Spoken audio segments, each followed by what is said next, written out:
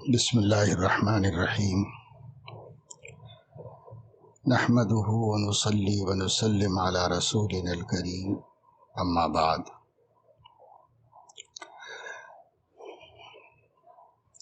قال اللہ تبارک و تعالی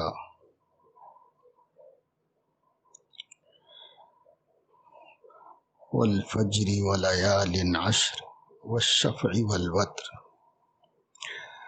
صدق اللہ العظیم۔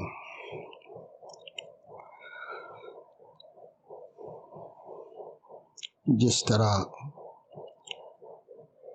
روزوں کی ایک خاص عبادت کی وجہ سے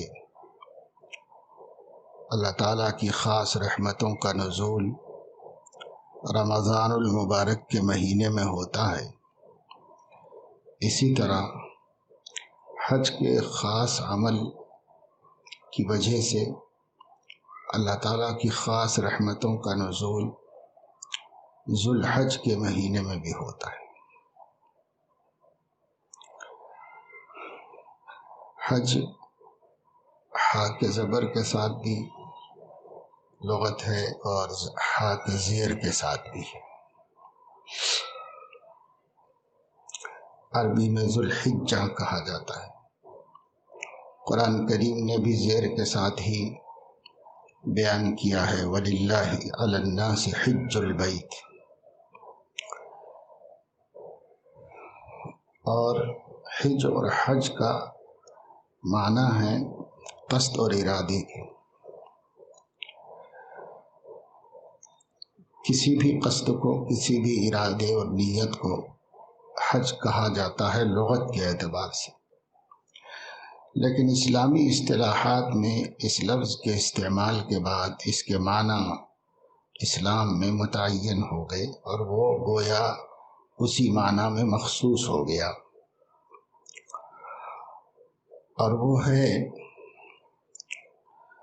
مخصوص دنوں میں مخصوص آداب کے ساتھ چند مخصوص اعمال کو اللہ تعالیٰ کی رضا کی نیت سے مخصوص جگہ پر ادا کرنا۔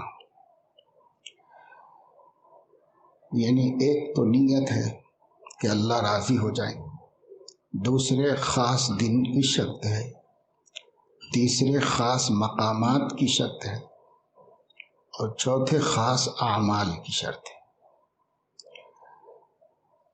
اس طرح ایک عمل ہوتا ہے، اس کو حج کہا جاتا ہے۔ چونکہ یہ عمل اس مہینے میں ہوتا ہے، اس مہینے کی 8، 9، 10، 11، 12 5 دن بطور خاص اعمال اس کے ساتھ جوڑے گئے ہیں۔ 8 تاریخ کو ظہر کی نماز سے لے کر 9 تاریخ کی فجر تک، چونکہ نمازوں کی ترتیب ظہر سے فجر تک 5 نمازوں کی ہوتی ہے، تو 8 ذی الحج کو ظہر کی نماز سے لے کر 9 ذی الحج کی فجر کی نماز تک منی میں سب لوگوں کے جمع ہو کر ادا کر لینا بہتر ہے، سنت ہے، اور حضور علیہ السلام نے ایسا ہی کیا۔ کوئی آدمی آگے پیچھے ہو جاتے ہیں، کسی وجہ سے نہیں پہنچ پاتے ہیں تو الگ بات ہے، باقی ترتیب اس طرح ہے کہ 8 تاریخ کی ظہر منی پہنچ کر ادا کی جائے اور 5 نمازیں منی میں پڑھی جائیں۔ یہ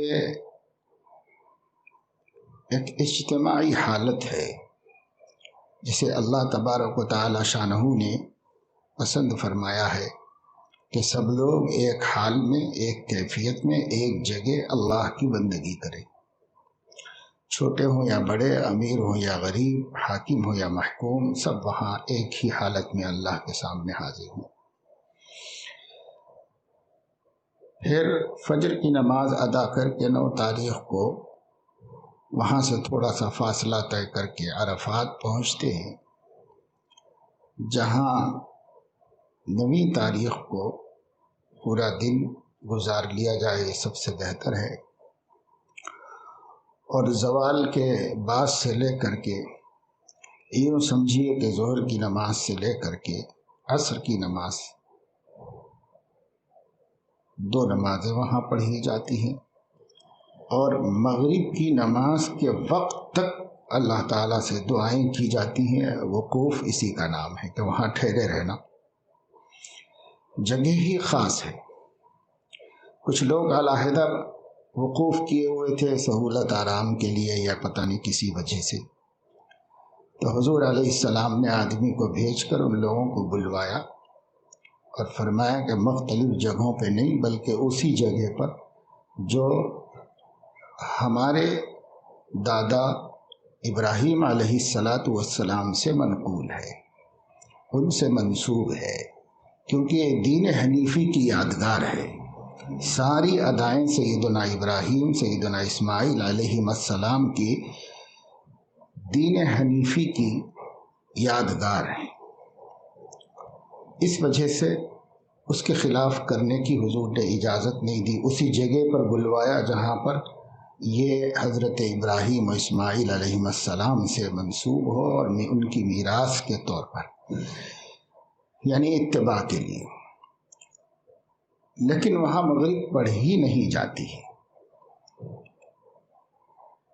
وہاں سے چاہے کتنے نکلنے میں تاخیر ہو جائے مغرب پڑھے بغیر ہی نکلا جاتا ہے۔ اس دن مغرب کو مؤخر کرنا خلاف سنت نہیں ہے، دین وہی ہے جو حکم کے مطابق ہو۔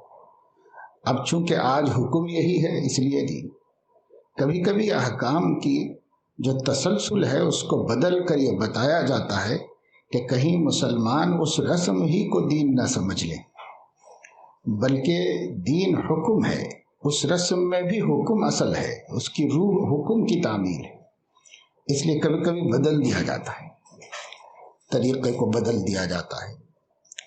اب وہاں سے نکل کر مزدلفہ کو آتے ہیں، اسی دن رات چاہے کتنی بھی تاخیر ہو جائے وہیں پر مغرب اور پھر مغرب کے بعد عشاء کی نماز ادا کی جاتی ہے۔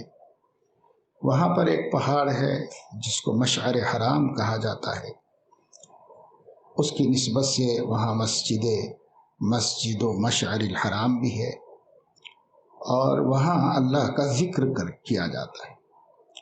اور فاذکروا اللہ عند المشعر الحرام واذکروہ کما ہداکم وَإِن كُنتُم مِّن قَبْلِهِ لَمِنَ الضَّالِّينَ۔ پہلے بھی کرتے تھے لیکن گمراہ تھے، گمراہی کے ساتھ کرتے تھے، اب کر رہے ہو تو یہ ہدایت کے ساتھ کر رہے ہو، اس لیے ہدایت کا شکر ادا کرو، ہدایت دینے والے کا ذکر کرو، اسے یاد کرو۔ پھر فجر کی نماز ادا کر کے مزدلفہ سے بھی آگے بڑھ جاتے ہیں، اور آج ذی الحج کی 10ویں تاریخ شروع ہو چکی ہوتی ہے، تو بہتر اور افضل تو یہی ہے کہ زوال کا انتظار کر کے زوال کے بعد مینا میں جمرات پر کنکریاں ماری جائیں، ایک جمرے پر، اور پھر اگر آج ہو سکے تو اس کے بعد قربانی کر لی جائے، اس کے بعد سر مڈا لیا جائے، پھر احرام کی پابندیاں ختم ہو جاتی ہیں۔ اگر ہو سکے تو آج ہی کے دن طواف زیارت کر لیا جائے، نہیں تو پھر جتنا قربانی کا وقفہ ہے اتنا ہی طواف زیارت کا بھی وقفہ ہے، یعنی 12 تاریخ کی مغرب سے پہلے پہلے تک کسی طرح فارغ ہو جانا چاہیے۔ جب یہ اعمال ہو جاتے ہیں اور اگلے 2 دنوں کی رمی بھی ہو جاتی ہے تو پھر حج ختم ہو جاتا ہے، تو اس میں لگتے ہیں یہ کل 5 دن، 8، 9، 10، 11، 12، کچھ زیادہ اعمال تو نہیں ہیں لیکن خاص شان کے ساتھ خاص مقام پر ہوتے ہیں، اور سب اجتماعی ہوتے ہیں اور سب کی حالت یکساں ہوتی ہے۔ اللہ تعالیٰ کی 2 شانیں ہیں، ایک شان حاکمیت ہے، احکم الحاکمین ہے، अलैहिस्सलाहु बिअहकमिल हाकिमीन। कुरान में सवाल किया गया है, ये सवाल नहीं है बल्कि खबर है और इस हकीकत का इजहार है। यानी अल्लाह यकीनन अहकमुल हाकिमीन है, चाहे कोई माने चाहे कोई ना माने, अहकमुल हाकिमीन है। हाकिम दुनिया में बहुत से हैं, आज भी मुख्तलिफ ममालिक में हुक्काम हैं, मुख्तलिफ रियासतों में हुक्काम हैं, मुख्तलिफ ज़िलों में हुक्काम हैं। छोटे बड़े हुक्काम की कुछ कम तादाद नहीं है दुनिया में, बहुत हुक्काम हैं। तो चूँकि हाकिम कई हैं इसलिए वो जमा है, और अहकम जो सब हाकिमों का भी हाकिम हो तो वो अकेले ही, तो वो वाहिद है। अहकमुल हाकिमीन है अल्लाह ताला। एक शान ये है। दूसरी शान है उसकी महबूबियत की शान। क्यों? इस वास्ते कि वो अरहमुर राहिमीन है। तो राहिम तो बहुत ही दुनिया में लोग, माँ अपने बच्चों पर रहम करती है, बाप अपनी औलाद पर करता है, जिसके दिल में भी अल्लाह शफकत मोहब्बत रखता है एक दूसरे पर रहम करते हैं। तो रहम करने वाले तो बहुत हैं, लेकिन अरहम जो सबसे ज़्यादा रहम करने वाला हो, जिसकी कोई मसील न हो, नज़ीर न हो, तो वो सिवाय अल्लाह ताला के कोई और नहीं है। इसलिए अल्लाह ताला का नाम अरहमुर राहिमीन है। अरहमुर राहिमीन, जितने रहम करने वाले हैं वो सब भी मोहताज रहम है, और उन पर रहम करने वाला अल्लाह ताला है। जितने हाकिम हैं वो सब महकूम हैं, और उनके ऊपर हाकिमियत करने वाला अल्लाह ताला है। इसलिए एक शान अल्लाह ताला की हाकिम होने की है, और एक शान रहमान और मेहरबान होने की है, और उसका नतीजा महबूबियत के मकाम का है। एक आदमी में किसी का महबूब बनने के लिए जिन सिफात की ज़रूरत होती है, और जो जो चीज़ें इस कायनात में और इंसानी माशरे में किसी के दिल को किसी की तरफ मुतवज्जह करने, माइल करने और झुका देने का सबब बनते हैं, वो असबाब मोहब्बत हैं। वो सारे असबाब मोहब्बत जो एक समझदार आदमी के कल्ब को उसकी तरफ माइल कर देता है, उस पर कुर्बान होने के लिए करीब तर कर देता है, अल्लाह ताला की ज़ात आली में जमा है। सब असबाब महबूबियत जमा है। इस एतबार से अल्लाह तबारक व तआला शानहू महबूब है सारे आलम वालों, सारी मखलूक़ात का महबूब है। सब मखलूक उससे मोहब्बत करती। तो एक शान महबूबियत की हो गई और एक शान हाकिमियत की हो गई। ठीक है, वही रब है, वही खालिक है, वही मालिक है, वही रोज़ी रसा है, वही ज़रर और नफ़े का मालिक है, सब चीज़ों का वही मालिक है। तो उसी की हुकूमत है, उसी का इख्तियार है। हर एतबार से जो गालिब है वही हाकिम है। इसलिए सब हाकिम खुद महकूम बन जाते हैं, ये एक हाकिम है जो महकूम नहीं। इसलिए ये अहकमुल हाकिमीन है। तो दो शानें अल्लाह रब्बुल इज़्ज़त की हुई, और शानें बहुत हैं अल्लाह ताला की। कुल्ल यौमिन हुवा फी शान, बल्कि अल्लामा आलूसी रहमतुल्लाह अलैह फरमाते हैं, ऐसा नहीं है कि सिर्फ 360 शानें रखता है, हर दिन एक शान में आता हो। जैसे लोगों के पास 360 जोड़े हों, हर दिन एक अलग जोड़ा पहन के सामने आए, ऐसा नहीं है। बल्कि फरमाते हैं कि फी कुल्ले लहज़तिन فی کل حین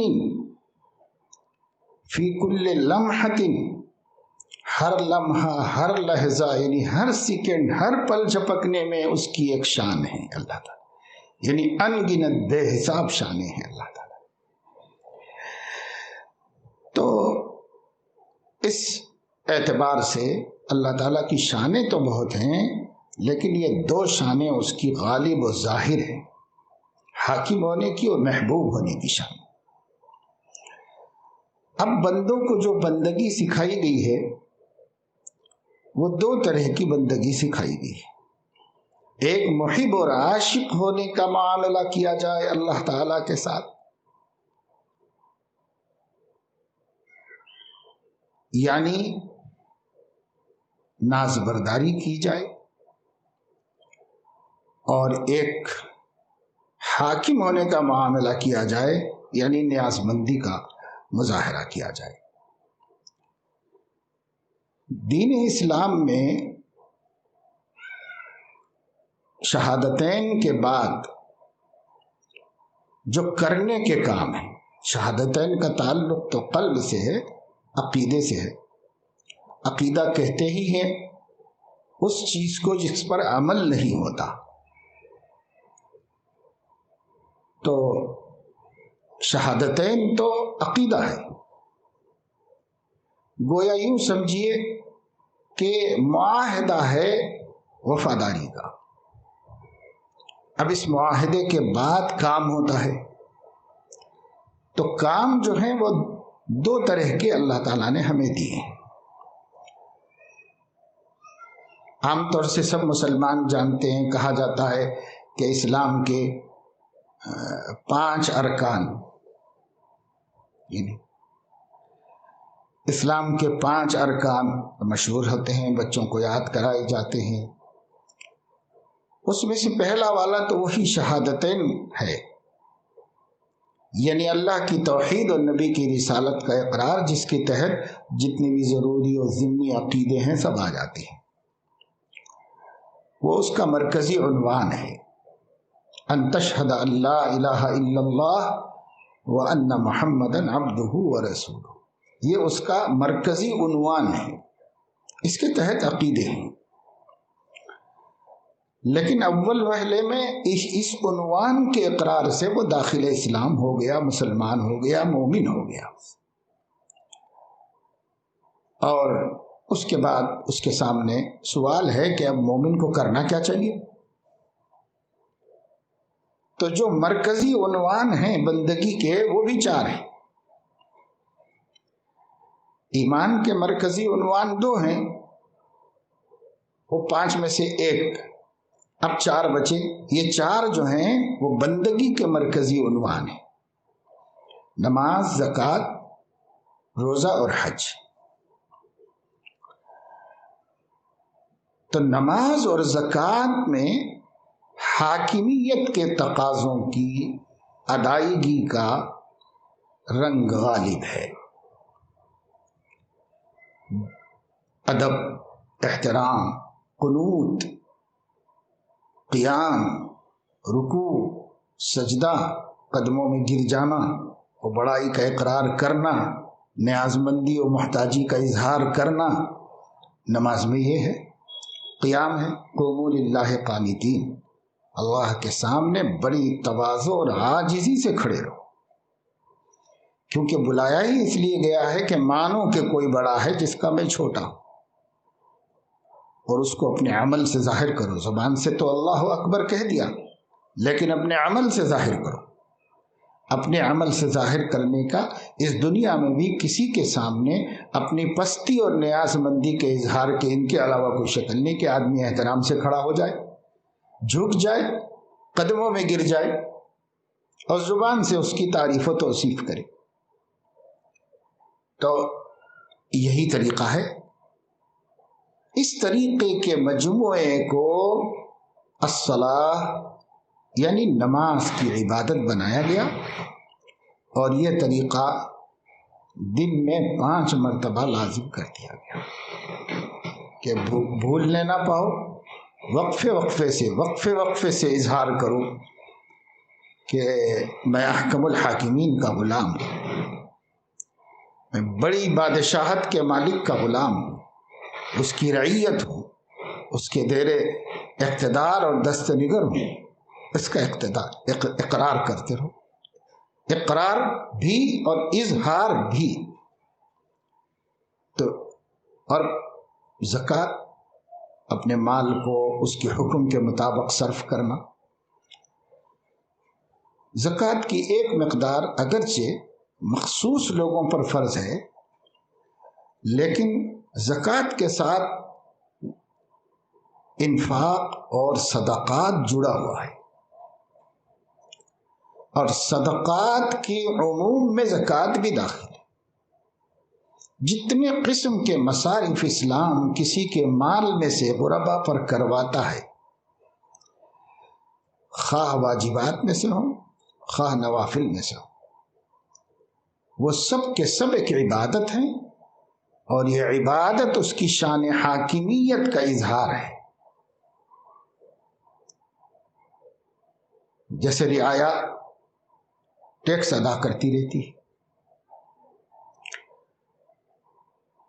تو حاکم مانتی ہے اس لیے دیتی رہتی کہ صاحب ہاں ہماری حکومت ہے، اس کو دینا ہے، تو حاکم مانتی ہے اس لیے دیتی رہتی ہے۔ اسلامی صدقات کا ٹیکس سے کوئی رشتہ نہیں ہے، لیکن ایک تشبیہ ہے۔ یہاں حکام لے لیتے ہیں، کچھ رعایا پر لوٹاتے ہیں، کچھ سے وہ دوسرے مقاصد کو حاصل کرتے ہیں۔ حضرت شاہ ولی اللہ رحمۃ اللہ علیہ نے زکوٰۃ کی مصالح عقلیہ کے اندر یہی بات بتائی ہے کہ زکوٰۃ کے دو مصلحتیں ملحوظ رکھی گئی ہیں زکوٰۃ کے اندر۔ ایک تو خود نفس انسانی کی تربیت اور اس کا تزکیہ و تطہیر، خذ من اموالہم صدقۃ تطہرہم وتزکیہم بہا، اور دوسرے مملکت کی منفعت، کہ حکومت کے پاس سرمایہ ہو تاکہ حکومت رعایا کی حفاظت اور ان کی ضرورتوں کا تکفل کر سکے، اس لیے ادا کی جاتی ہے۔ اسلام میں یہ تصور ہے۔ تو زکوٰۃ کی عبادت کے ذریعے اللہ تعالیٰ کی حاکمیت اعلیٰ کا اقرار ہے اور اس کا اظہار ہے۔ تو یہ دو عبادتیں، ایک مالی عبادت اور ایک یہ جو بدنی عبادت، یہ دو عبادتیں ہیں۔ ان دو عبادتوں کے ذریعے شان حاکمیت کے تقاضوں کو پورا کیا جا رہا ہے، سکھایا گیا ہے۔ اور روزہ اور حج، ان دو عبادتوں کے ذریعے سے شان محبوبیت کے تقاضوں کو پورا کرنا سکھایا گیا ہے۔ کیونکہ جب آدمی کسی کی محبت میں دیوانہ ہو جاتا ہے تو اس کو کھانا پینا دشوار ہو جاتا ہے، خواہشات نفسانیہ اس کو اچھی نہیں لگتی، محبوب کی جدائی کی غم میں اور اس کی بے چینی، غم ہجر اس کو کھانے پینے اور خواہشات پورا کرنے سے روک دیتا ہے۔ تو اس کی ایک شکل دکھائی گئی کہ بھئی ایک مہینہ سال بھر میں آپ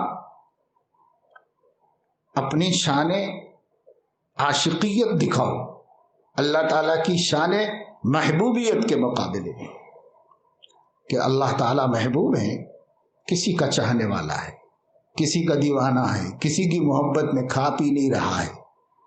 مہینہ بھر یہ سکھایا۔ چاہیے تو یہ تھا کہ یہ سال بھر ہوتا، لیکن چونکہ بندوں کی اتنی طاقت نہیں ہے، اس لیے ان کے لیے ایک وقفہ مقرر کر دیا گیا کہ بھئی ہر 11 مہینے کے بعد ایک مہینہ دیوانے بن کے بتاؤ، اللہ کے دیوانے عاشق بن کے بتاؤ۔ یہ مقرر کیا گیا ہے۔ اور نفل درجے میں تو سوائے پورے سال کے 5 دنوں کے باقی سارے دنوں میں روزے کا دروازہ کھلا ہوا ہے، روزہ رکھو، اور رکھنا بھی ہے۔ مسلسل رکھنے سے حضور علیہ السلام نے اگرچہ کہ منع فرمایا ہے، لیکن روزہ رکھنا آپ کی سنت ہے۔ حضور علیہ الصلاۃ والسلام رمضان شریف کے روزے مکمل رکھتے تھے۔ رمضان شریف کے علاوہ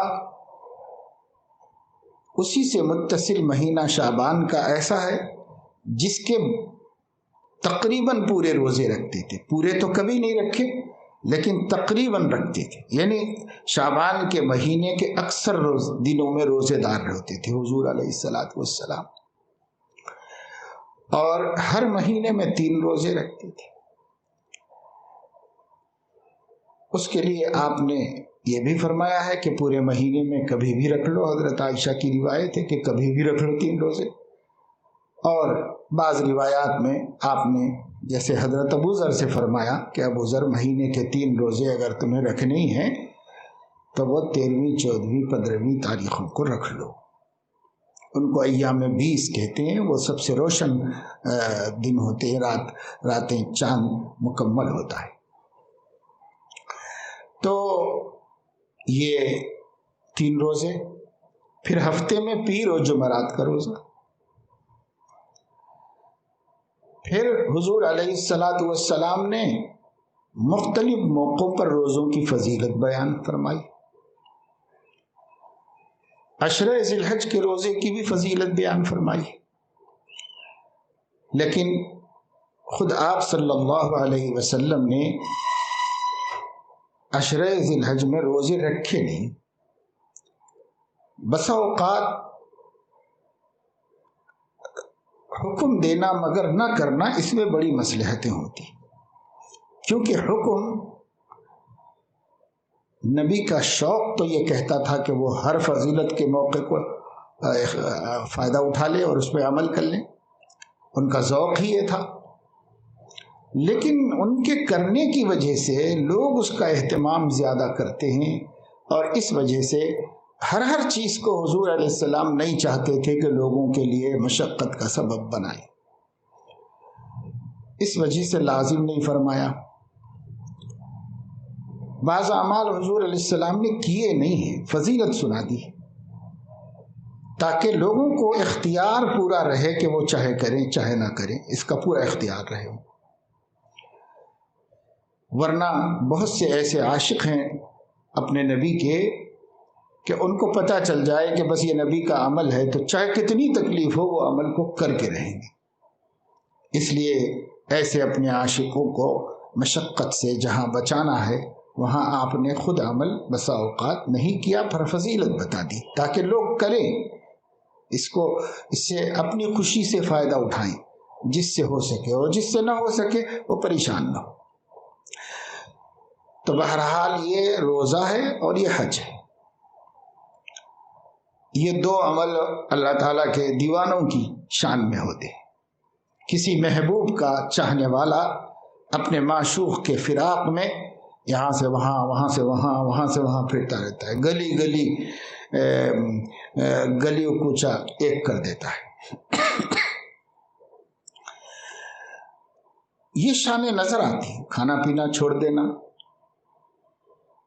بیوی سے بے پرواہ ہو جانا، یعنی خواہش نفس کو چھوڑ دینا دن بھر میں، اور پھر کسی جگہ جانا، ایک خاص لباس میں جانا، اپنی پسند کے اپنے من کے کپڑے چھوڑ دینا، ایک چادر باندھ لینا، ایک چادر اوڑھ لینا، ننگے سر رہنا اور مارے پھرتے رہنا، یہ مقام سے اس مقام پر، اس مقام سے اس مقام پر، اس مقام سے اس مقام پر، ساری چالیں اور ساری ادائیں بتاتی ہیں کہ یہ دیوانہ ہے کسی کا۔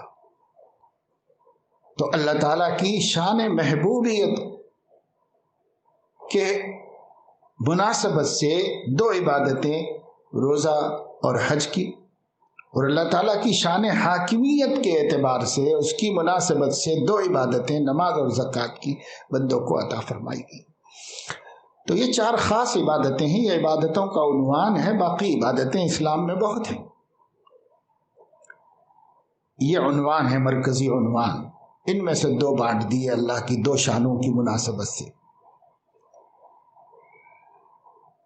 تو میں نے عرض کیا کہ جس طرح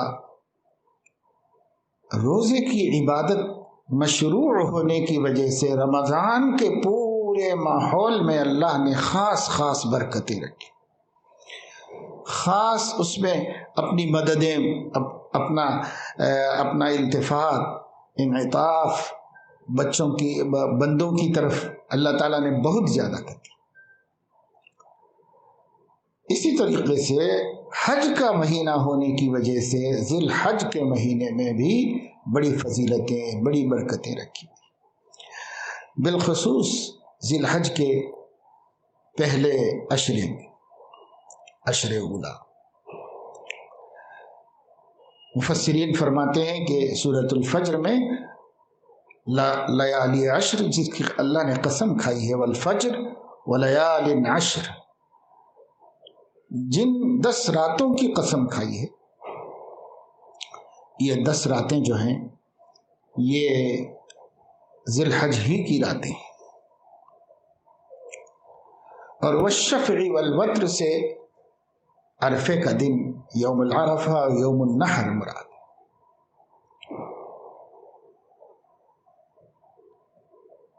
تو ان ایام کی اور ان راتوں کی فضیلت اس سے معلوم ہوتی ہے، اور اس سے ہٹ کر صراحتاً حضور علیہ الصلاۃ والسلام نے بھی صحابہ کرام کو یہ بات بیان فرمائی ہے کہ اس وقت اللہ کو بہت زیادہ عبادت کر کے دکھاؤ۔ چنانچہ بخاری شریف میں روایت ہے کہ حضور اکرم صلی اللہ تعالی علیہ وسلم نے ارشاد فرمایا، پورے سال کے دنوں میں کوئی ایام، دن، اس میں عبادت کرنا اللہ تعالیٰ کو اتنا پسند نہیں ہے جتنا عشر ذی الحج میں عبادت اللہ کو پسند ہے۔ یعنی ہر وقت عبادت اللہ کو پسند ہے، کبھی بھی کرو، عبادت بندگی ہے، بندگی سے مالک خوش ہوتا ہے، لیکن ہر وقت خوش ہوتا ہے۔ جتنا خوش عشر ذی الحج میں عبادت سے ہوتا ہے، اتنی خوشی اللہ تعالیٰ کو کوئی اور موقع پر نہیں ہوتی۔ ان 10 دنوں میں جتنا خوش ہوتا ہے اللہ تعالیٰ، اور یہی بات حضور علیہ الصلاۃ والسلام نے سے ترمذی میں روایت ہے، اس میں اور اضافہ بھی ہے، اور اضافہ یہ ہے کہ حضور علیہ السلام نے فرمایا کہ عشر ذی الحج کے دنوں کا روزہ اور اس کی راتوں کی عبادت، یہ بھی اللہ رب العزت کو سب سے زیادہ پسندیدہ ہے۔ لہذا عبادت میں یہ 2 کام ضرور کرو، دن میں روزہ رکھنا اور رات میں عبادت کرنا۔ بعض روایات سے ایک روزہ 1 سال کے برابر معلوم ہوتا ہے۔ ایک روایت میں فرمایا کہ ہر روزہ ذی الحج کا 1 مہینے کے برابر ہے۔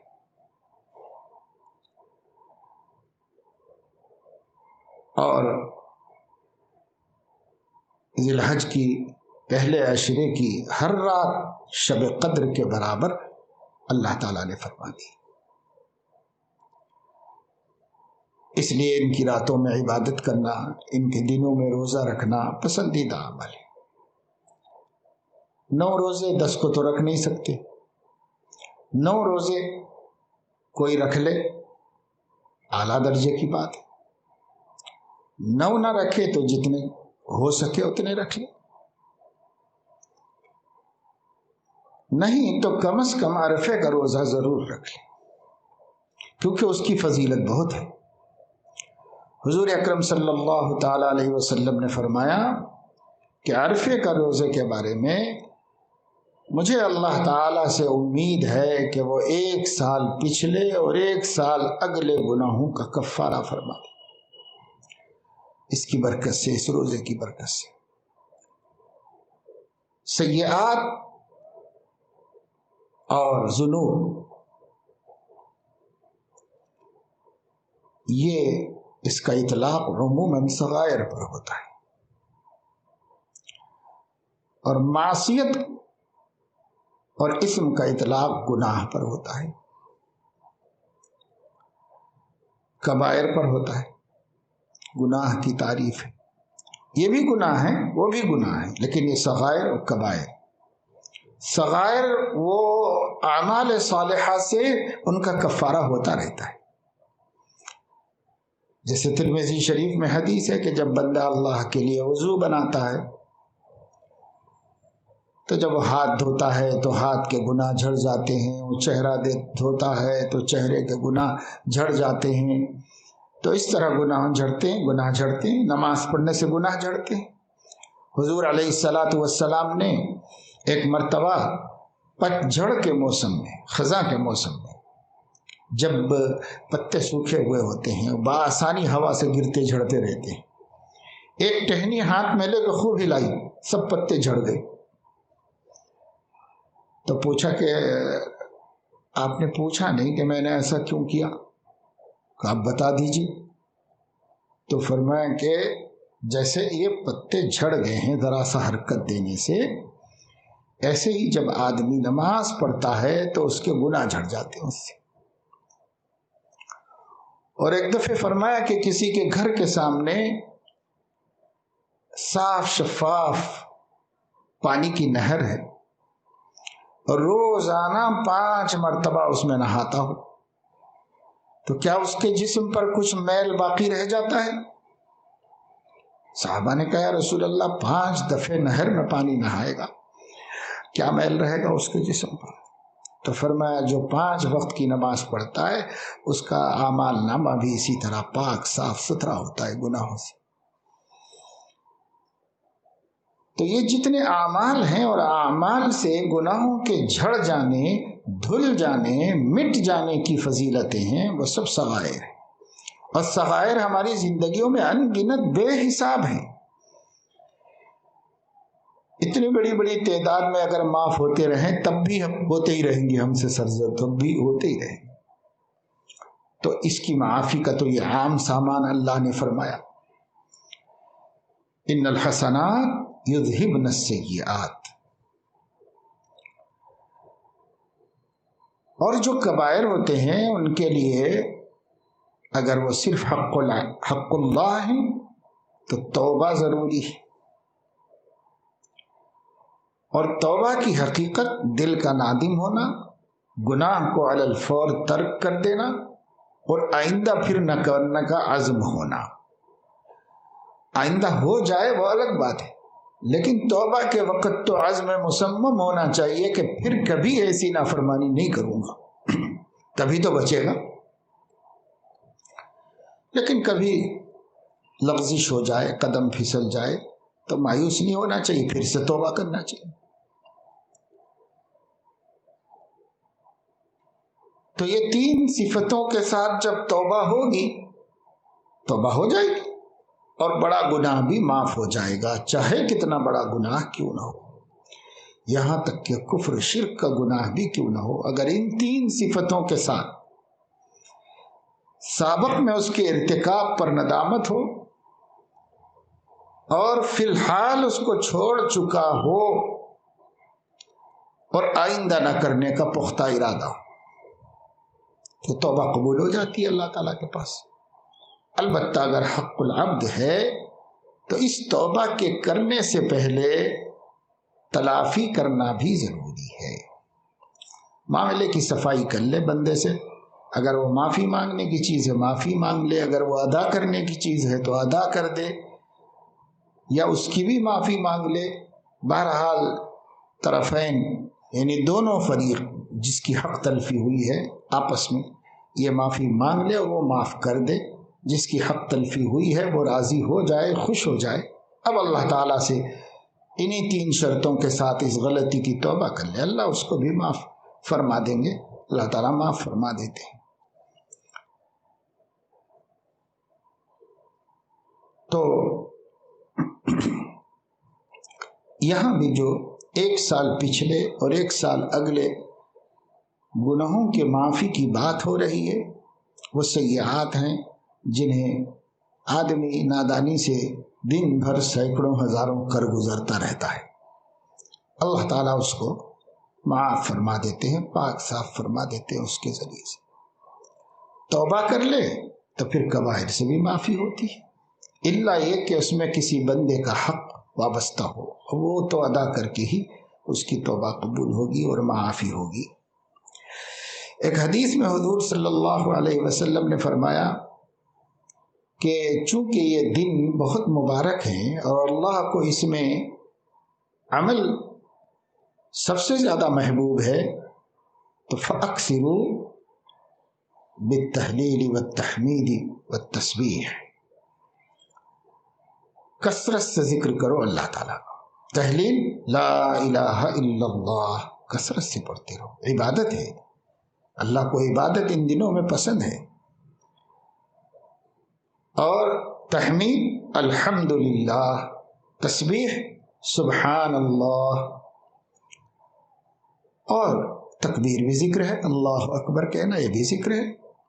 بلکہ ایک حدیث شریف میں تو یہ ہے کہ 4 کلمے ہیں جو احب الی اللہ ہے، اللہ کو بہت محبوب ہے۔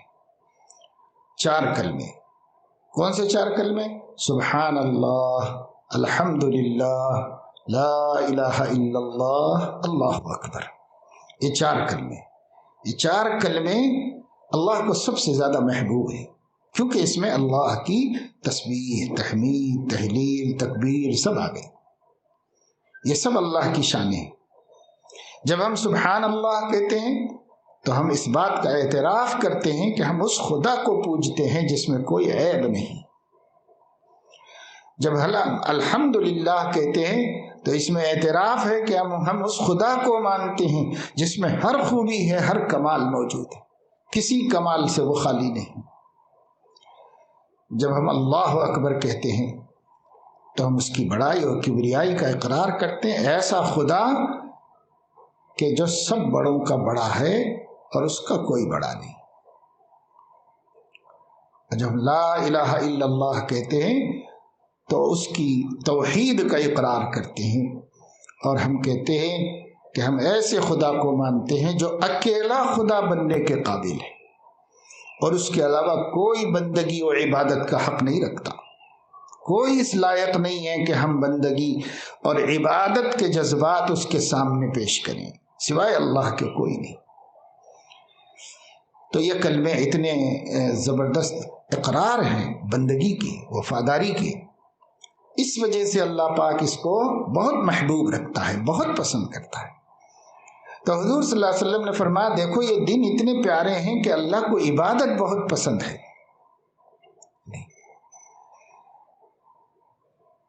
ما من ایام احب الی اللہ ان یعبد لہ، کوئی دن ایسے نہیں ہیں ان کے علاوہ جس میں اللہ کی عبادت کی جائے اللہ کو بہت پسند آتا ہو، بہت اچھا لگتا ہو، سب سے زیادہ اچھا ان دنوں میں لگتا ہے۔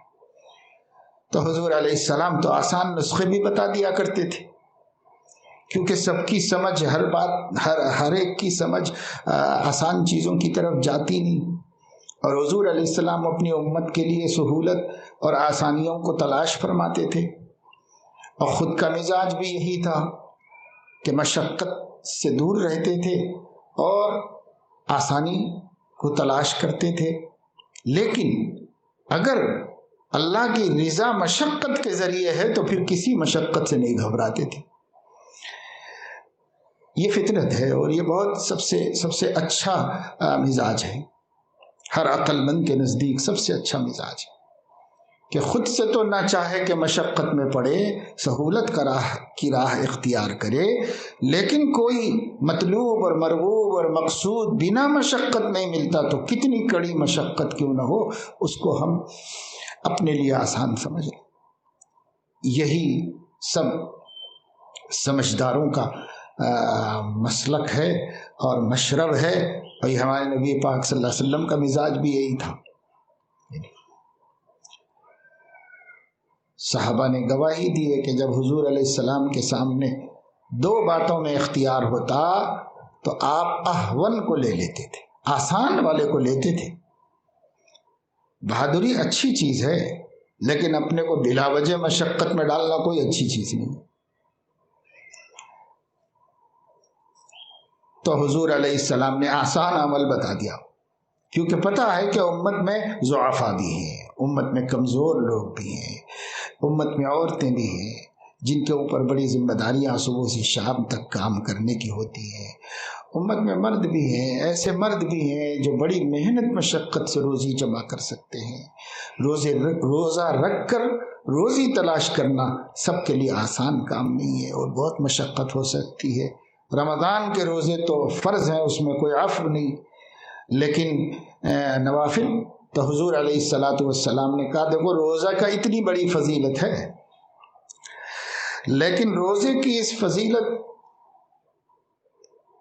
کو جو پا سکے ضرور پائے، لیکن اگر کسی کو ہمت نہیں ہے تو پھر لا الہ الا اللہ، الحمدللہ، سبحان اللہ، اللہ اکبر، اس کی کثرت کرو۔ یہ کیا مشکل کام ہے؟ یہ عبادت کون نہیں کر سکتا ہے؟ پڑھے پڑھے نہایت بوڑھا مریض بھی کر سکتا ہے، کرے گا کیا؟ خاموش پڑا ہوا ہے بستر کے اوپر، تھوڑا زبان کو حرکت دے لے، کوئی تکلیف ہے نہیں۔ زبان ایک ایسا عضو ہے جو تھکتی نہیں، تو سبحان اللہ، الحمدللہ، لا الہ الا اللہ، اللہ اکبر کثرت سے پڑھو۔ عبادت ہے، یہ عبادت کرو، اس سے آسان عبادت کیا ہو؟ یہ سب سے آسان عبادت بتائی کہ یہ آسان عبادت کرو۔ اور پھر 9 تاریخ کو ہمت کریں تو سب لوگ روزہ رکھیں، الا یہ کہ کوئی مرض اور کوئی مانع ہو تو وہ بھی ذکر کر لے اس دن بھی۔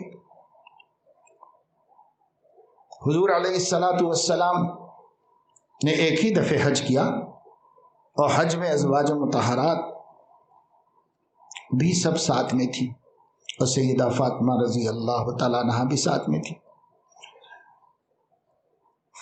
تو عرفے کے دن وقوف عرفات ہوتا ہے، 9 ذی الحج عرفات میں گزرتی ہے،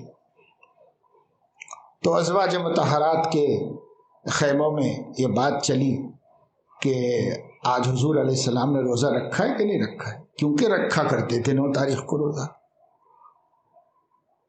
تو حج بھی چل رہا ہے، تو آج حج میں رکھا ہے کہ نہیں رکھا ہے؟ تو ایک زوجہ محترمہ نے پیالے میں دودھ بھیجا حضور علیہ السلام کے پاس، بہت ادب شناس لوگ تھے، عورتیں بھی، ازواج بھی، سب، بیٹی بھی۔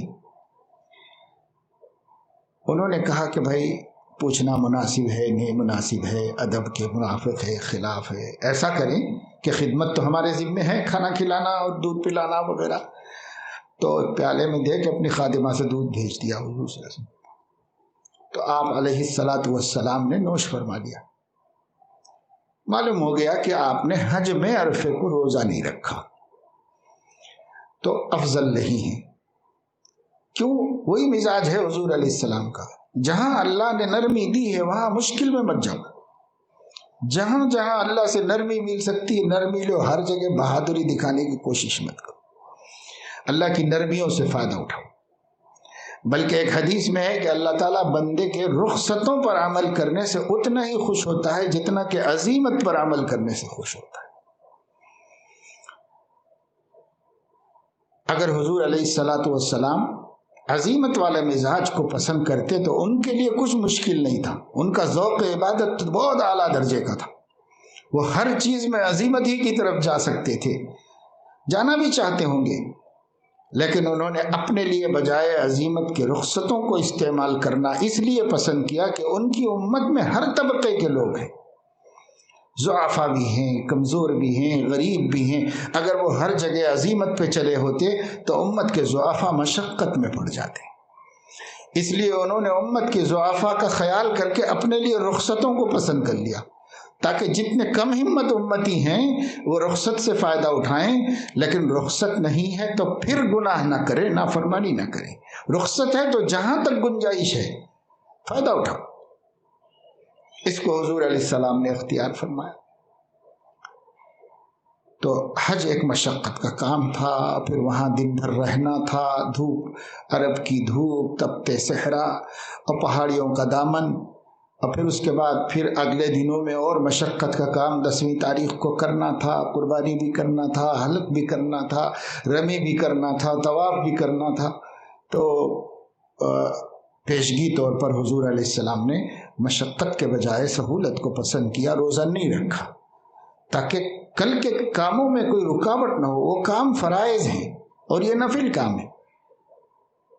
یہی مصلحت وہاں بھی بتائی گئی کہ حضور علیہ السلام نے شعبان کے مہینے میں آخری دنوں میں نصف شعبان کے بعد روزہ رکھنے سے ایک حدیث میں ممانعت ہے، وہاں شارحین نے وجہ یہی بتائی کہ ناجائز نہیں ہے، لیکن اس لیے منع فرمایا کہ یہ شفقتاً علی الامت تھا کہ یہ نفل روزے رکھیں گے اور آگے رمضان آ رہا ہے جس میں فرض روزے رکھنا ہے، کہیں یہ روزے تھکا دی اور وہ روزے پر اثر پڑ گیا تو یہ تو مناسب نہیں ہے کہ نفل کے خاطر فرض کی قربانی دی جائے۔ ہاں، فرض کے لیے نفل کی قربانی دی جا سکتی ہے، لہذا اس کو یہ مصلحت بتائی گئی۔ بہرحال روزہ بھی رکھیں لیکن حجاج کے لیے مسنون نہیں ہے، غیر حجاج کے لیے عرفے کا روزہ مسنون ہے۔ سب لوگ اس روزے کی فضیلت، اتنی بڑی فضیلت ہے، 2 سال کے سیئات کا معاف ہونا معمولی بات ہے، اس لیے اس روزے کو رکھنا چاہیے اور بہت آسانی سے رکھا جا سکتا ہے، ایک روزے کی بات ہے۔ بعض عوام کے ذہنوں میں یہ ہے ہر نفل روزہ 2 رکھنا پڑتا ہے، ایسا بھی نہیں ہے، صرف محرم کا روزہ ہے جس کے بارے میں حضور علیہ السلام نے فرمایا 10ویں محرم کو روزہ رکھوایا، اگلے سال میں رہا تو 9 یا 11 کو ملا لوں گا، ایک روزہ ملا لوں گا، تاکہ یہودی بھی چونکہ مدینے میں رہتے تھے اور وہ خود رکھتے تھے روزہ، ان سے ہی پوچھا حضور علیہ السلام نے کہ یہ کائے کا روزہ رکھتے ہو 10 تاریخ کو؟ کہا کہ موسیٰ کو 10 تاریخ کو فتح ہوئی نا، اللہ تعالیٰ نے فرعون کے مقابلے میں نجات دی ہے، اس نجات یوم النجات کی خوشی میں روزہ رکھتے۔ آپ نے فرمایا کہ ہاں یہ بات تو صحیح ہے، اور موسیٰ کی خوشی میں شریک ہونے کے حقدار ہم ہیں تمہارے مقابلے میں، تم تو ان کے نافرمان ہو اور ہم فرما بردار ہیں۔ اس واسطے کہ ہر پیغمبر نے اپنی امت سے عہد لیا تھا کہ جب امام الانبیاء تشریف لائیں گے تو ان پر ایمان لائیں گے اور نصرت کریں گے، تو انہوں نے تو نافرمانی کی ہے، تو نافرمانوں کو خوشی میں شریک ہونے کا کیا حق ہے؟ ہم فرما بردار ہیں، اس لیے مسلمانوں کا حق ہے کہ وہ اس خوشی میں شریک ہو۔ تو آپ نے بھی روزہ رکھا، اعلان کروا دیا کہ جو لوگ روزے سے ہیں وہ روزے سے رہیں، جنہوں نے نہیں رکھا ہے کھائیں پیے نہیں، آج شام تک سب روزے داروں کی طرح رہیں۔ اور پھر فرمایا کہ میں ایک ملا دوں گا تاکہ یہاں وہ بھی رہتے ہیں ہم بھی رہتے ہیں تو دونوں میں مشابہت نہ ہو، ان کا روزے کا طریقہ الگ ہو ہمارا الگ ہو، وہ ایک ہی رکھتے ہیں ہم 2 رکھیں، تاکہ دونوں میں مشابہت ختم ہو جائے۔ کسی خاص قوم کی اپنی مخصوص شناختوں، شعائر اور ان کی پہچانوں میں ہو بہو شرکت کرنا اسلام پسند نہیں کرتا، اس وجہ سے چونکہ ان سے بالکل مشابہت ہو جا رہی تھی تو یہ مشابہت کا مسئلہ یہ ہے، حضرت حکیم الامت فرماتے ہیں کہ من کل الوجوہ مشابہت ہو تو پھر یہ حرمت ہے اور ممانعت ہے، یعنی ہر اعتبار سے وہی عمل سمجھا جائے تب، اور اگر کچھ تھوڑی بہت مشابہت ہوتی ہے تو ہونے دو، اس سے کوئی فرق نہیں پڑتا، تھوڑی بہت مشابہت سے پوری مشابہت کسی خاص قوم کا شعار سمجھو، لوگو، پہچان، یہ اس لیے حضور نے فرمایا۔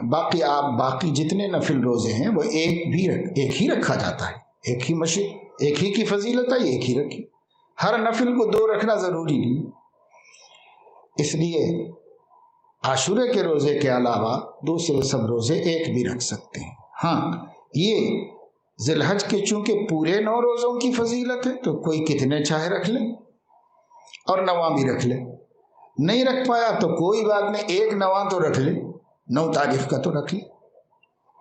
اگلے جمعے کو ہمارے علاقوں میں عرفے کا دن ہوگا، وہ یوم العرفہ ہے، یوم الجمعہ، یوم العید بھی ہے مسلمانوں کا ماشاءاللہ، اور اس کے اگلے دن بھی یوم العید ہے۔ اور عرب علاقوں کے اندر جو ہے وہ جمعرات کو عرفہ ہے، اور ملکوں میں جہاں جس دن بھی تاریخ بن رہی ہو، یہ کنفیوز نہیں ہونا چاہیے کہ بھائی عرفے کا دن ہوگا تو وہ اللہ کے نزدیک ایک ہی تو دن ہے اور پھر دنیا میں کئی دن کیسے ہو جاتے ہیں۔ تو یہ سب خالی پریشان کرنے والوں کی باتیں ہوتی ہیں جو خود عمل تو نہیں کرتے لیکن لوگوں کو کنفیوز کرتے رہتی ہیں۔ جتنے لوگ اس قسم کی باتیں اٹھاتے ہیں ان کی زندگی میں آپ عمل نہیں پائیں گے، عمل نہیں ہوتا، بحثیں ہوتی ہیں خالی بس۔ یہ کوئی بات ہی نہیں ہے، یہ جو عہد صحابہ میں نہیں پیش آئی، بعد میں نہیں اٹھی۔ چاند سے حساب لگایا جاتا ہے، چاند ہر علاقے میں الگ وقت میں پہنچتا ہے، الگ وقت میں وہاں کی تاریخ کا آغاز ہوتا ہے، اور اس اعتبار سے تو وہ اللہ ہے، کسی قانون اور کسی ضابطے میں جکڑا ہوا تھوڑا ہی ہے، سارے قوانین اس کے حکم میں جکڑے ہوئے۔ اس لیے جس علاقے میں جون سی تاریخ 9 ذی الحج ہوگی وہ عرفہ کا دن ہے، جس علاقے میں جون سی تاریخ 10 ذی الحج ہوگی وہ عید کا دن ہے۔ بس اس میں زیادہ پریشان ہونا نہیں چاہیے۔ اور دراصل کچھ لوگ خود شکوک میں مبتلا ہوتے ہیں، وہ چاہتے ہیں کہ سارے لوگ شکوک میں مبتلا ہو جائیں اور عمل نہ کریں، اس لیے ایسی پریشانی میں نہیں پڑنا چاہیے۔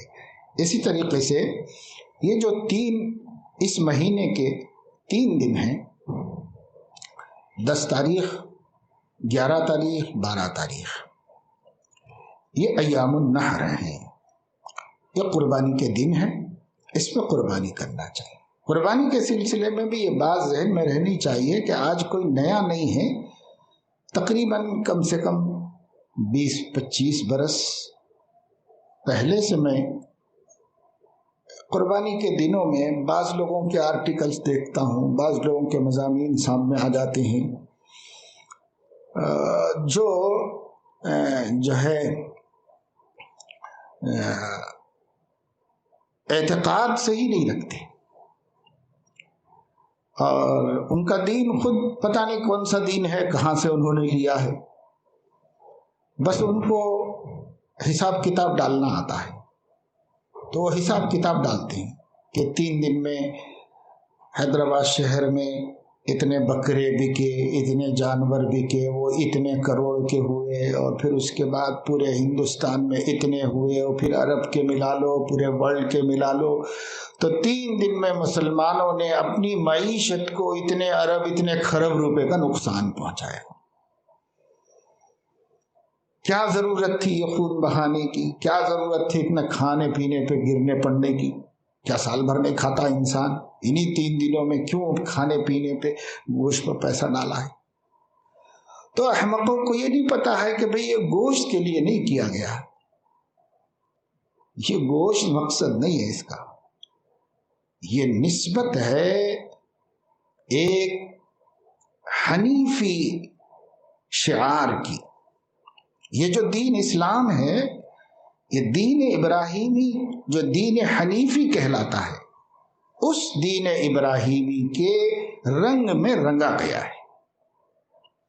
اسی لیے سیدنا ابراہیم اور سیدنا اسماعیل علیہ السلام کے جو ہمارے نبی پاک صلی اللہ علیہ وسلم کے آباء و اجداد ہیں، ان کے اسوے کو، ان کے طریقوں کو جو خالص بندگی کے اور خالص توحید کے رنگ میں رنگے ہوئے تھے، اللہ تعالیٰ نے باقی رکھا ہے۔ یہ انہی کی وراثت ہے، اور حضور نے اسی کی نسبت سے، جیسے میں نے ابھی آپ کو بتایا کہ حضور علیہ السلام نے عرفات میں کچھ لوگوں کو عرفات کی جگہ سے کسی اور جگہ علیحدہ بیٹھے ہوئے دیکھا، تو آپ نے آدمی بھیج کے بلوایا اور ان سے فرمایا کہ ان سے کہو کہ یہاں آئیں، یہاں رہیں، یہ جو ہمارا وقوف کرنا ہے یہ تمہارے ابو ابراہیم کی یادگار ہے، وہ وہی معتبر ہوگی جہاں انہوں نے کیا ہے، جہاں جو اللہ نے مقرر کر دی حد وہی معتبر ہوگی، لہذا وقوف وہاں نہیں ہو رہا ہے، یہاں جاؤ بولو، ان سے کہو کہ وہ بھی یہاں آ جائیں، یہاں آ کے کریں۔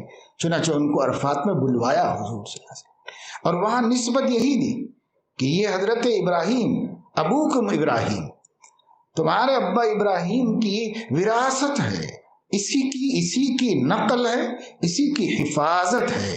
اب یہاں لے تو لال مت کرو، اور اپنے عقلی گھوڑے دوڑانے کی کوشش مت کرو۔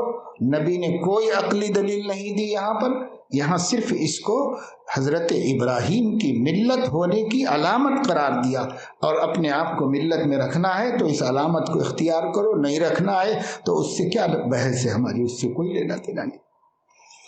پھر اسی طریقے سے جب صحابہ نے قربانیوں کے بارے میں خاص پوچھا، اور وہ حج سے متعلق بھی نہیں تھی، کہ ما هذه الاضاحی یا رسول اللہ، اے اللہ کے نبی یہ قربانیاں کیا ہیں، کیوں کی جاتی ہیں یہ قربانیاں، اتنے جانور کیوں کاٹے جاتے ہیں؟ تو حضور علیہ السلام نے فرمایا سنت ابیکم ابراہیم علیہ السلام، یہ تمہارے ابا ابراہیم کی سنت ہے، یہ اس طریقے کی نقل ہے اور اس طریقے سے اتفاق اور اس کا اتباع ہے، اور اس کا حکم اللہ نے دیا ہے، اس وجہ سے۔ تو انہوں نے پوچھا کہ پھر ہمیں ملتا کیا ہے اس سے؟ ما لنا فیہا یا رسول اللہ، اے اللہ کے رسول صلی اللہ علیہ وسلم ہمیں کیا ملتا ہے؟ ہمارے تو جانور ذبح ہو گئے، ہمیں ملتا کیا ہے اس کے؟ تو حضور علیہ السلام نے فرمایا کہ بِكُلِّ شَعْرَةٍ حَسَنَةٌ، ہر جانور کے بدن پر جتنے بال ہیں ہر بال کے عوض ایک نیکی ملتی۔ تو صحابہ تو بہت ذہین لوگ تھے، انہوں نے دیکھا کہ بکروں کے بال جو ہوتے ہیں وہ کم ہوتے ہیں، اور مینڈوں پہ جو بال ہوتے ہیں جس کو اون کہا جاتا ہے وہ ایک دوسرے میں گتھے ہوئے باریک باریک باریک باریک انگنت بے حساب ہوتے ہیں۔ تو انہوں نے پوچھا وَمَا الصُّوفُ، اون کے بارے میں کیا ہے؟ تو فرمایا بِكُلِّ شَعْرَةٍ مِّنَ الصُّوفِ حَسَنَةٌ، اون کے بھی ہر باریک سے باریک رونگٹے اور روئے کے بدلے اللہ نے کیا عطا فرمایا۔ اور ایک حدیث میں ہے کہ جب تم قربانی کرتے ہو تو قربانی کے جانور کا خون ذبح کرنے کے بعد، اللہ کے نام پر ذبح کرنے کے بعد، اس خون کا قطرہ زمین پر گرنے سے پہلے اللہ کے ہاں پہنچ کر معتبر ہو جاتا ہے۔ اور فرمایا جتنے اچھے فربا قربانیاں کر سکو کرو، یہ ساری ہماری عمر بھر کی قربانیوں کو اللہ تعالیٰ ایک مضبوط میڈھا بنا کر کے، ایک مضبوط جانور بنا کر کے، اونٹ بنا کر کے، بیل بنا کر کے، مضبوط ہماری ساری قربانیوں اور اخلاص سب کو ملا کر اسمن، جتنا سمین و مضبوط ہو سکتا ہے، جتنا تیز رفتار ہو سکتا ہے، اللہ تعالیٰ اسے بنائیں گے، بنا کر اسی کو پل صراط پر تمہاری سواری بنا دیں گے، پھر وہ تم کو عافیت کے سلامتی کے ساتھ لے کے نکل جائے گا۔ بہت فضائل حضور علیہ السلام نے فرمایا۔ ایک حدیث میں تو صاف فرمایا کہ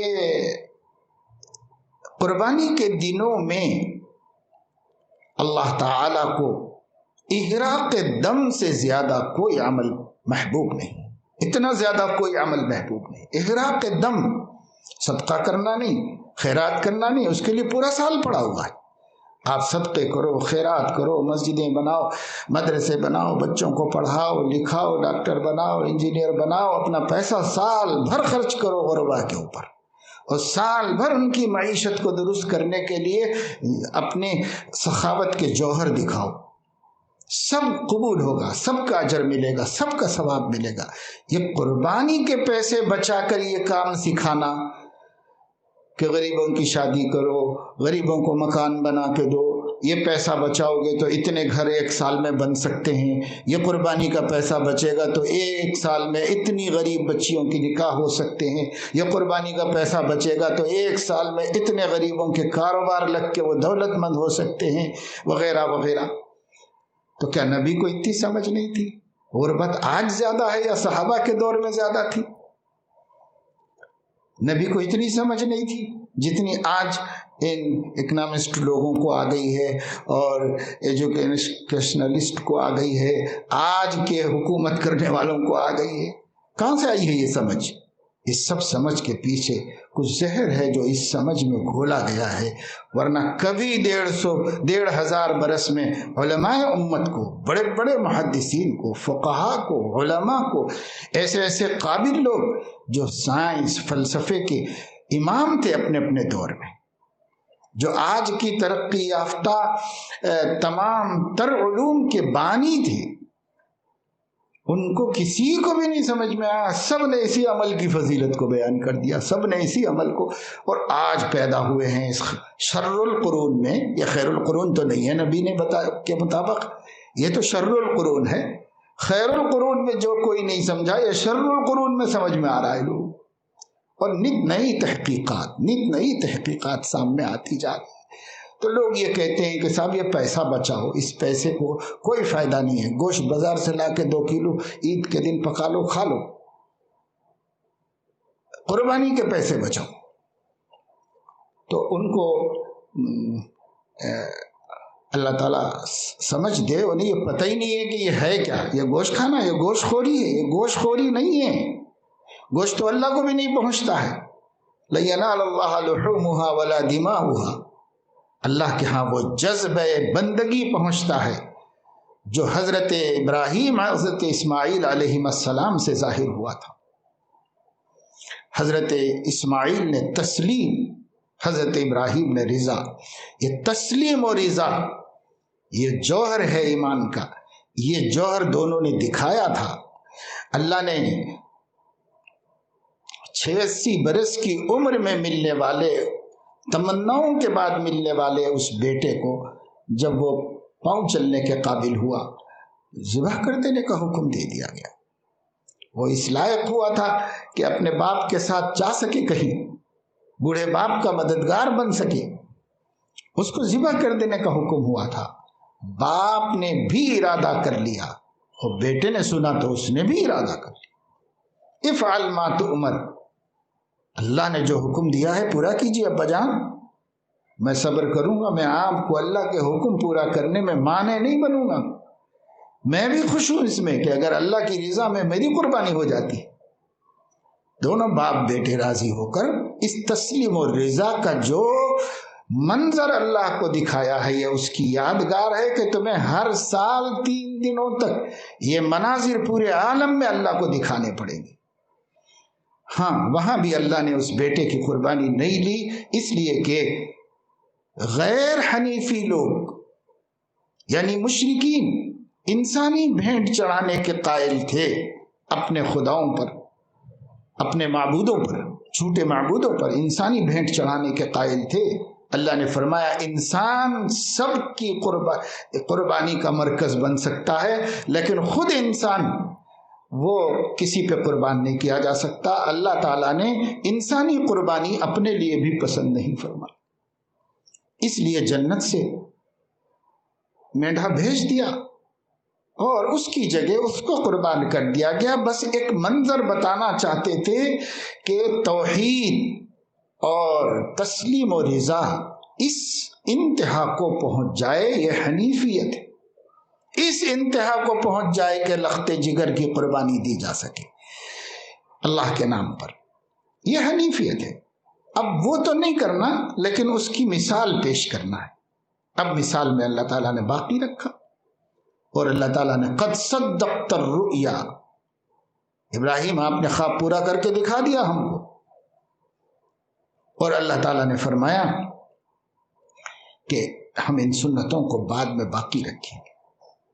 وَتَرَكْنَا عَلَيْهِ فِي الْآخِرِينَ سَلَامٌ عَلَىٰ إِبْرَاهِيمَ۔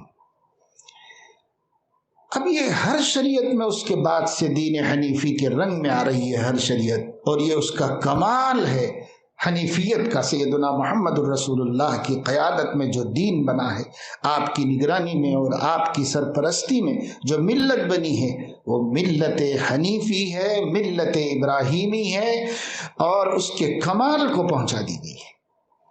اس لیے قربانی اپنی ذات میں عبادت ہے، یہاں عقل کو لڑانے کی کوئی گنجائش نہیں، یہاں حکم کے آگے سر اطاعت خم۔ یہ مزاج بنانا چاہتے ہیں، اصل یہی تو مزاج بنانا چاہتے ہیں کہ تمہاری عقل کہہ رہی یہ بہتر تھا، یہ بہتر تھا، یہ بہتر تھا، یہ بہتر تھا۔ جب تک فنائے رائے کی ہمت نہ پائیے کیوں آپ ان کے کوچے میں جائیے۔ مسلمان ہی کیوں بنے ہو جب اللہ رسول کے سامنے اپنے کو فنا نہیں کر سکتے، اپنی رائے کو مٹا نہیں سکتے، تو اسلام ہی میں کیوں آئے ہو؟ یہاں اللہ رسول کے آگے اپنے کو مٹاؤ، اور یہاں یہی سکھایا جاتا ہے کہ اللہ ہے اور اللہ کا کوئی غیر نہیں، بس یہی سکھایا جاتا ہے۔ اس لیے ان باتوں میں نہیں آنا چاہیے۔ ہاں اس وقت میں حالات کچھ وقتی عارضے اور مشکل کی وجہ سے مشکل کے ہو گئے ہیں، کئی حکومتیں اجازت نہیں دے سکتی ہیں، کہیں پابندیاں ہو سکتی ہیں، کہیں کوئی خارجی دباؤ ہو سکتا ہے، تو اپنے عزم و ارادے سے تو اس کے خلاف کچھ نہ کیا جائے۔ ہاں جہاں مجبور ہو جائے، الا من اکرہ وقلبہ مطمئن بالایمان، لیکن اس کے بعد فرمایا کہ جو مجبور کیا گیا تھا اور اس کا دل ایمان پر ثابت تھا اور اس نے اپنی زبان سے کفر کا بول دیا مجبوری میں، تو اس کو اللہ نے عفو کر دیا۔ وَلَٰكِن مَّن شَرَحَ کیا ہے بالکفر، جب اگر کفر پر اس کا دل بھی راضی ہے، تو اب یہ جتنے لوگ اس مشورے پہ کر رہے ہیں نا، اتنے مشورے پر جتنے لوگ بجائے قربانی کے صدقہ کرنے جا رہے ہیں، وہ وَلَٰكِن مَّن شَرَحَ بِالْكُفْرِ صَدْرًا میں آ رہے ہیں کہ وہ اللہ کے اس حکم کو ٹھکرانے اور ٹالنے کے لیے اپنی جی خوشی سے راضی ہو گئے، اپنی جی خوشی سے راضی ہو گئے۔ نہیں، آپ جی خوشی سے راضی مت رہیے، کسی قانونی مجبوری سے، کسی حالات کے دباؤ سے نہ کر سکیں تو پھر الا من اکرہ ہوگا کہ وہ اللہ کی طرف سے ایک مجبوری آ گئی ہمارے سامنے، ہم مجبوری میں معاف کر دیے جائیں گے، لیکن شرح صدر کے ساتھ کریں گے، اپنی خوشی سے کریں گے، یا احمقوں اور دین نہ جاننے والوں کے مشوروں پر کریں گے، تو پھر وَلَٰكِن مَّن شَرَحَ بِالْكُفْرِ صَدْرًا میں آ جائیں گے۔ اس لیے اللہ تعالیٰ سے ڈرتے رہنا چاہیے۔ ہمارا دین جو سلف صالحین نے سمجھا ہے، اسی مفہوم میں، اسی پس منظر میں ہمارا دین ہے۔ آج سمجھ میں کیا باتیں آتی ہیں، آج کے اسکالرز کی عقلیں کیا کیا رائے دیتی ہیں، اس کا کوئی اعتبار نہیں ہے۔